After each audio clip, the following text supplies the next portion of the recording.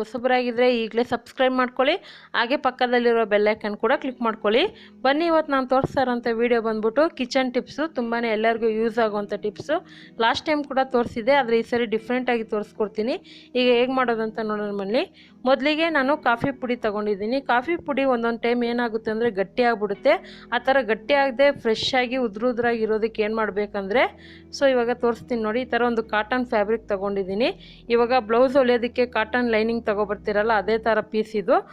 Cotton white ಅಂತನೆಲ್ಲ ಯಾವ colour ಆದರೂ use ಮಾಡ್ಕೊಳ್ಳಿ. ಇದಕ್ಕೆ ಒಂದು ಅರ್ಧ ಟೀ ಸ್ಪೂನ್ ಅಕ್ಕಿ ಹಾಕ್ಕೊಂಡಿದ್ದೀನಿ. ಅಕ್ಕಿ ಹಾಕೋದ್ರಿಂದ ಏನಾಗುತ್ತೆ ಅಂದರೆ ಅದರಲ್ಲಿ ತೇವಾಂಶ ಎಲ್ಲ ಅಕ್ಕಿ ಹೀರ್ಕೊಳ್ಳುತ್ತೆ, ಅದು ಫ್ರೆಶ್ ಆಗಿ ಇಟ್ಕೊಳ್ಳೋಕ್ಕೆ ಈಸಿ ಆಗುತ್ತೆ. ಇವಾಗ ಈ ಥರ ರೋಲ್ ಮಾಡಿದ ಮೇಲೆ ದಾರದಲ್ಲಿ ಚೆನ್ನಾಗಿ ಟೈಟಾಗಿ ಕಟ್ಕೊಂಬಿಡಿ.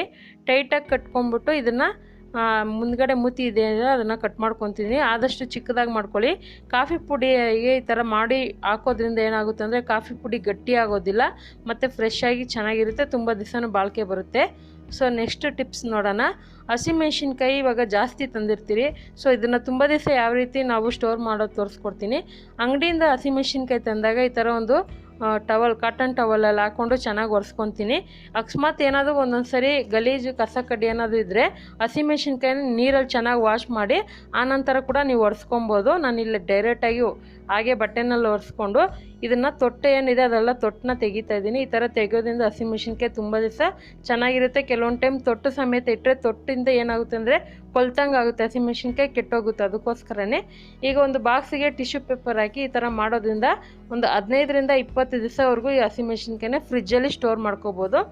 ನೆಕ್ಸ್ಟ್ ಬಂದ್ಬಿಟ್ಟು ಈ ಥರ ತರಕಾರಿನೋ ಒಂದು ಸೊಪ್ಪು ಬಿಡಿಸೋವಾಗ ಕೆಳಗಡೆ ನ್ಯೂಸ್ ಪೇಪರ್ ಹಾಕ್ಕೊಂಡು ಮಾಡ್ಕೊಳ್ಳೋದ್ರಿಂದ ನಿಮಗೆ ಸುತ್ತಲೂ ಕಸ ಕಡ್ಡಿ ಏನೂ ಚೆಲ್ಲೋದಿಲ್ಲ, ಅದು ಈಸಿ ಆಗುತ್ತೆ.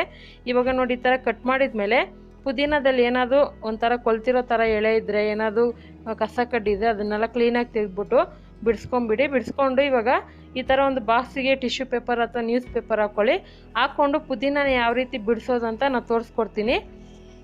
ಪುದೀನನ ತುಂಬಾ ಸುಲಭವಾಗಿ ಬಿಡಿಸ್ಕೋಬೋದು ನೋಡಿ. ಈ ಥರ ಅನ್ನದ ಕೈ ಬರುತ್ತಲ್ಲ ಸೌಟು, ಈ ಥರ ಸೌಟ್ನಲ್ಲಿ ಆ ಕಡ್ಡಿನ ಚುಚ್ಕೊಂಡು ಕೆಳಗಡೆಯಿಂದ ಎಳೆದ್ರೆ ನಿಮಗೆ ಈಸಿಯಾಗಿ ಪುದೀನ ಬಿಡಿಸೋಕ್ಕೆ ಆರಾಮಾಗುತ್ತೆ.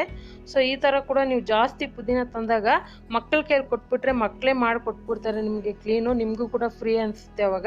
ನೋಡಿ, ಈ ಥರ ಇಲ್ಲ ಅಂದರೆ ಕೈಯಲ್ಲಿ ಕೂಡ ಬಿಡಿಸೋದು ತೋರಿಸ್ತೀನಿ. ಕೈಯಲ್ಲಿ ಅಂದರೆ ಎಲ್ರಿಗೂ ಗೊತ್ತಿರುತ್ತೆ, ನಾರ್ಮಲಾಗಿ ಈ ಥರ ಬಿಡಿಸ್ಕೊಂಡು ಒಂದು ಬಾಕ್ಸಲ್ಲಿ ಹಾಕಿಟ್ಕೊಂಡು ಸ್ಟೋರ್ ಮಾಡ್ಕೊಬೋದು. ಈ ಥರ ಮಾಡೋದ್ರಿಂದ ಅಷ್ಟೇ ಪುದೀನೂ ಒಂದು 15 ದಿವಸವರೆಗೂ ಫ್ರೆಶ್ ಆಗಿ ಚೆನ್ನಾಗಿರುತ್ತೆ, ಕೆಡೋದಿಲ್ಲ. ಅಕಸ್ಮಾತ್ ನೀವೇನಾದರೂ ಫ್ರಿಜ್ಜಲ್ಲಿ ಸ್ಟೋರ್ ಮಾಡಿದಾಗ ಅದೇನಾದರೂ ಪೇಪರ್ ನೆಂದೋದ್ರೆ ಪೇಪರ್ ಕೂಡ ಚೇಂಜ್ ಮಾಡ್ಕೊಳ್ಳಿ, ಅವಾಗ ಚೆನ್ನಾಗಿರುತ್ತೆ ಫ್ರೆಶ್ ಆಗಿ. ಈ ಥರ ಮಾಡೋದ್ರಿಂದ ಆ ತೇವಾಂಶ ಎಲ್ಲ ಪೇಪರ್ ಅಬ್ಸರ್ವ್ ಮಾಡ್ಕೊಳ್ಳುತ್ತೆ. ಇದನ್ನು ಅಷ್ಟೇ ಒಂದು 15 ದಿವಸವರೆಗೂ ಫ್ರಿಜ್ಜಲ್ಲಿ ಸ್ಟೋರ್ ಮಾಡ್ಕೊಬೋದು. ನೋಡಿ, ಈ ಥರ ಪೇಪರಲ್ಲಿ ಕಸ ಕಡ್ಡಿ ಹಾಕಿದ್ನಲ್ಲ ಅದನ್ನು ರೋಲ್ ಮಾಡಿ ಡೈರೆಕ್ಟಾಗಿ ಡಸ್ಟ್ಬಿನ್ಗೆ ಹಾಕ್ಕೊಂಡ್ರೆ ನಿಮಗೆ ನೀವು ಇಟ್ಟಿರೋಂಥ ಜಾಗ ಕೂಡ ಶುದ್ಧವಾಗಿರುತ್ತೆ. ಇವಾಗ ಕೊತ್ತಂಬರಿ ಬಿಡಿಸೋದು ತೋರಿಸ್ತೀನಿ. ಕೊತ್ತಂಬರಿ ಕೂಡ ಅಷ್ಟೇ ಈ ಬೇರೆ ಹತ್ರ ಏನಿದೆ ಅದನ್ನು ಕಟ್ ಮಾಡ್ಕೊತಾ ಇದ್ದೀನಿ. ಕಟ್ ಮಾಡಿಕೊಂಡು ಕೊತ್ತಂಬರಿನ ಏನು ಮಾಡಬೇಕಂದ್ರೆ ಕ್ಲಿಯರಾಗಿ ಫುಲ್ಲು ಹರಡ್ಕೊಂಬಿಡಿ. ಈ ಥರ ಹರಡ್ಕೊಂಡು ಏನಾದರೂ ಕಸ ಕಡ್ಡಿ ಇದೆಯೋ ಇಲ್ಲೋ ಅಂತ ಕ್ಲೀನಾಗಿ ತೆಗೆದ್ಬಿಡಿ. ಇಲ್ಲ ತೆಗೆದ್ಬಿಟ್ಟು ಈ ಥರ ಒಂದೊಂದೇ ಕಡ್ಡಿ ತೊಗೊಂಡು ಕೈಯಲ್ಲಿ ಜೋಡಿಸ್ಕೊಳ್ಳಿ ಕ್ಲೀನಾಗಿ. ಒಂದೇ ಸಮ ಜೋಡಿಸ್ಕೊಂಡ್ರೆ ನೀವು ಬಾಕ್ಸಲ್ಲಿ ಸ್ಟೋರ್ ಮಾಡೋಕ್ಕೆ ಈಸಿ ಆಗುತ್ತೆ. ನೋಡಿ, ಈ ಥರ ಜೋಡಿಸ್ಕೊಂಡ್ರೆ ನಿಮಗೆ ಫ್ರೆಶ್ ಆಗಿರೋಂಥ ಕೊತ್ತಂಬರಿ ಕೂಡ ಸಿಗುತ್ತೆ. ಏನಾದರೂ ಕೊಲ್ತಿರೋ ಅಂಥ ಸೊಪ್ಪೇನೋದಿದೆ ಅದೆಲ್ಲ ಕೆಳಗಡೆ ಉಳ್ಕೊಂಡು ಅದನ್ನು ಬಿಸಾಕ್ಬೋದು. ಇವಾಗ ಇದು ಯಾವ ರೀತಿ ಸ್ಟೋರ್ ಮಾಡೋದಂತ ತೋರಿಸ್ತೀನಿ.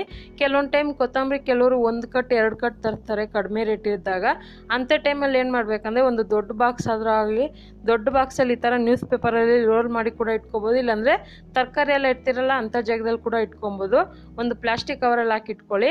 ಇಲ್ಲಾಂದರೆ ಈ ಥರ ನೀವು ಸ್ವಲ್ಪ ತಂದಾಗ ಈ ಥರ ಬಾಕ್ಸಿಗೆ ಟಿಶ್ಯೂ ಪೇಪರ್ ಹಾಕ್ಕೊಂಡು ಅದರಲ್ಲಿ ಈ ಥರ ಕೊತ್ತಂಬರಿನ ಜೋಡಿಸ್ಕೊಂಡ್ಬಿಟ್ಟು ಮೇಲೆ ಒಂದು ಟಿಶ್ಯೂ ಪೇಪರ್ ಹಾಕ್ಕೊಂಡು ಇದನ್ನು ಅಷ್ಟೇ ಮುಚ್ಚಳ ಹಾಕಿ ಸ್ಟೋರ್ ಮಾಡಿಕೊಂಡ್ರೆ ಒಂದು 15 ದಿವಸವರೆಗೂ ಕೊತ್ತಂಬರಿ ಫ್ರೆಶ್ ಆಗಿ ಫ್ರಿಜ್ಜಲ್ಲಿ ಸ್ಟೋರ್ ಮಾಡ್ಕೊಬೋದು. ಇವಾಗ ನೆಕ್ಸ್ಟ್ ಶುಂಠಿನ ಯಾವ ರೀತಿ ಕ್ಲೀನ್ ಮಾಡೋದು, ಯಾವ ರೀತಿ ಸ್ಟೋರೇಜ್ ಮಾಡ್ಕೊಳ್ಳೋದು ತೋರಿಸ್ತೀನಿ. ಶುಂಠಿನ ನೀವು ಅಂಗಡಿಯಿಂದ ತಂದಾಗ ಸ್ವಲ್ಪ ಆದಷ್ಟು ದೊಡ್ಡ ಸೈಜಲ್ಲಿ ನೋಡಿ ತಗೊಳ್ಳಿ. ಚಿಕ್ಕದಾಗಿದ್ದರೆ ಅದರಲ್ಲಿ ಮಣ್ಣಿನ ಅಂಶ ಜಾಸ್ತಿ ಇರುತ್ತೆ. ಕ್ಲೀನಾಗಿ ದೊಡ್ಡ ತಗೊಂಡ್ರೆ ಅದ್ರಲ್ಲಿ ಜಾಸ್ತಿ ಮಣ್ಣಿರಲ್ಲ. ಇವಾಗ ಇದನ್ನು ಒಂದು ನೀರಲ್ಲಿ ಒಂದು ಬೌಲಿಗೆ ನೀರು ಹಾಕ್ಕೊಂಡು ಚೆನ್ನಾಗಿ ಈ ಥರ ಕೈಯಲ್ಲಿ ಉಜ್ಜಿ ತೊಳ್ಕೊತೀನಿ. ಇಲ್ಲಾಂದರೆ ನಿಮಗೆ ಟೈಮ್ ಇಲ್ಲ ಅಂದರೆ ತೊಳೆಯೋದಕ್ಕೆ ನೀರಲ್ಲಿ ಒಂದು 10ರಿಂದ 15 ನಿಮಿಷ ನೆನೆ ಹಾಕ್ಬಿಡಿ. ಆವಾಗ ಅದರಲ್ಲಿರೋಂಥ ಮಣ್ಣೆಲ್ಲ ಬಿಟ್ಕೊಂಡ್ಬಿಡುತ್ತೆ. ಇಲ್ಲಾಂದರೆ ಕೈಯಲ್ಲೇ ಆರಾಮಾಗಿ ಉಜ್ಜಿ ತೊಳ್ಕೊಳ್ಳಿ. ಚೆನ್ನಾಗಿ ತೊಳೆದಿದ್ಮೇಲೆ ಇವಾಗ ಒಂದು ಟವಲ್ ಕಾಟನ್ ಫ್ಯಾಬ್ರಿಕ್ ಮೇಲೆ ಹಾಕ್ಕೊಂಡು ಇದನ್ನು ಚೆನ್ನಾಗಿ ಡ್ರೈ ಆಗಬೇಕು, ಅದರಲ್ಲಿ ತೇವಾಂಶ ಇರಬಾರ್ದು, ಆ ಥರ ಇದನ್ನು ಕ್ಲೀನಾಗಿ ಒರೆಸ್ಕೋಬೇಕು. ಈ ಥರ ಒರೆಸಿ ಇಡೋದ್ರಿಂದ ಏನಾಗುತ್ತೆ ಅಂದರೆ ಶುಂಠಿ ಕೂಡ ಅಷ್ಟೇ ಕೆಡೋದಿಲ್ಲ, ಅಂದರೆ ಕೆಲವೊಂದು ಟೈಮು ನೀರಿನಂಶ ಬಿಟ್ಕೊಂಡು ಅದು ಕೊಲ್ತಂಗೆ ಆಗುತ್ತೆ. ಸೊ ಅದಕ್ಕೋಸ್ಕರ ಕ್ಲೀನಾಗಿ ಡ್ರೈ ಆಗಿ ಸೊ ಬಟ್ಟೆಲಿ ಒರೆಸಿ ಆನಂತರ ಸ್ಟೋರ್ ಮಾಡ್ಕೊಳ್ಳಿ. ಕೆಲವ್ರು ಏನು ಮಾಡ್ತಾರೆ ಅಂದರೆ ಮೇಲೆ ಇರೋಂಥ ಸಿಪ್ಪೆನ ತೆಗೆದ್ಬಿಟ್ಟು ಸ್ಟೋರ್ ಮಾಡ್ಕೊತಾರೆ. ಆ ಥರ ಮಾಡಿಕೊಂಡ್ರೆ ಶುಂಠಿಯಲ್ಲಿರೋ ಫ್ಲೇವರ್ ಎಲ್ಲ ಹೋಗ್ಬಿಡುತ್ತೆ. ಇದನ್ನು ಅಷ್ಟೇ ಒಂದು ಬಾಕ್ಸಿಗೆ ನ್ಯೂಸ್ ಪೇಪರ್ ಹಾಕ್ಕೊಂಡು ಸ್ಟೋರ್ ಮಾಡ್ಕೊತಾ ಇದ್ದೀನಿ. ಈ ಥರ ಮಾಡೋದ್ರಿಂದ ಶುಂಠಿ ಕೂಡ ಅಷ್ಟೇ ಒಂದು 20 ದಿವಸವರೆಗೂ ಫ್ರೆಶ್ ಆಗಿ ಚೆನ್ನಾಗಿರುತ್ತೆ. ಸೊ ಇದು ನೆಕ್ಸ್ಟ್ ಟಿಪ್ಸ್ ನೋಡೋಣ. ಇವಾಗ ಮಳೆಗಾಲ ಸ್ಟಾರ್ಟ್ ಆಗಿದೆ.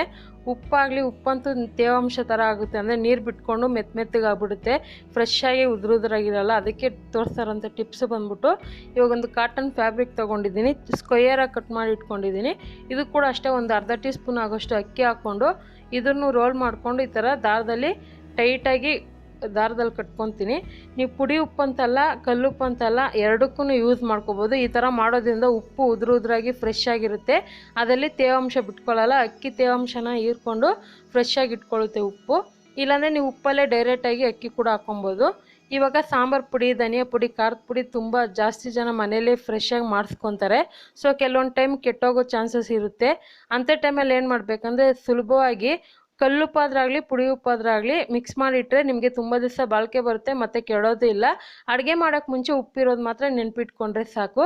ಖಂಡಿತ ಇವತ್ತು ಕೊಟ್ಟಿರೋಂಥ ಸಿಂಪಲ್ ಟಿಪ್ಸ್ ನಿಮಗೆಲ್ಲ ಯೂಸ್ಫುಲ್ ಆಗಿದ್ದರೆ ನೀವು ಕೂಡ ಟ್ರೈ ಮಾಡಿ ಹೇಗೆ ಬಂತಂತ ಕಮೆಂಟ್ ಮಾಡಿ, ಹಾಗೆ ಲೈಕ್ ಮಾಡಿ, ಶೇರ್ ಮಾಡಿ, ಸಬ್ಸ್ಕ್ರೈಬ್ ಮಾಡಿ. Thank you for watching.